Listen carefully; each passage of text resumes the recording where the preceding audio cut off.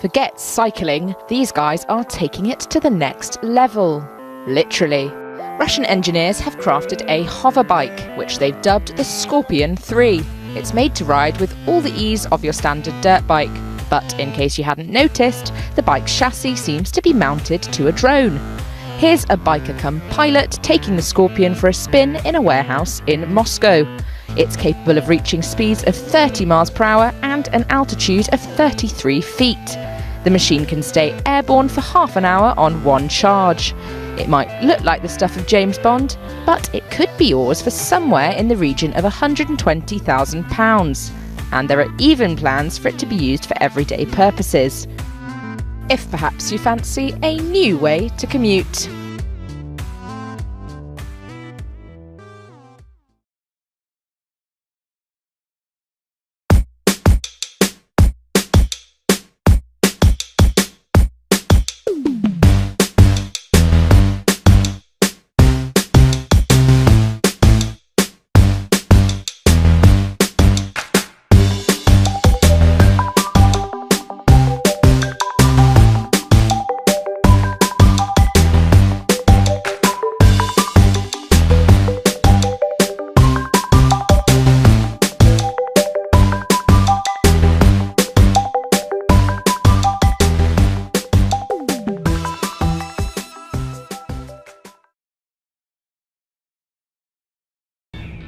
People have been fascinated with the idea of flying, floating, soaring, and gliding for centuries. Today, technology has caught up with science fiction, and the concept of hovering and hovercraft is finally here. I visited a super-secret garage in Los Angeles to meet Tim DeRoche of Aerofx, the company that created this, a vehicle they call the Aero X. Just don't call it a hover bike. The Aero X is a surface effect vehicle. A lot of people call it a hover bike. Technically, it's not a hover bike. A hovercraft is something that operates only in 2 dimensions on the ground, and the Aero X is a vehicle that gets up to 15 feet off the ground and operates in 3 dimensions. So it has pitch and it has yaw. The Aero X is the brainchild of Tim's cousin, Mark DeRoche, an aerospace engineer. Wow. There it is. Seeing the prototype up close was pretty cool.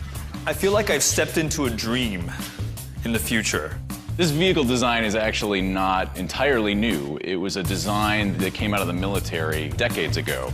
But in that case, it was more like a helicopter, and the guy was just riding it, operating it like a helicopter, sitting on top. On the Aero X, the rider rides it like a motorcycle. So you're sitting atop it, and you're flying it intuitively, and the vehicle's following your motions. So what is the key innovation here? The key innovation is the control system. These flaps, they're called ejectors, that run around the perimeter of each fan. And they control the airflow on the perimeter, and closing or opening them will allow you to control the pitch of the vehicle and the yaw of the vehicle. Pitch is the up and down movement of an object in air or water. Yaw is its side-to-side movement. So how far up off the ground can this get?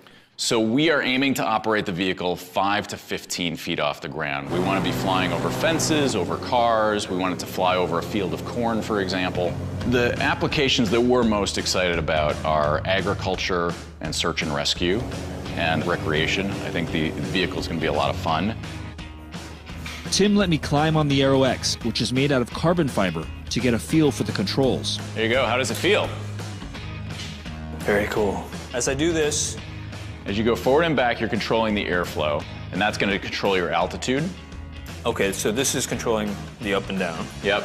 Okay. And then as you manipulate your wrists, then you are controlling the pitch Okay. and the yaw of the vehicle.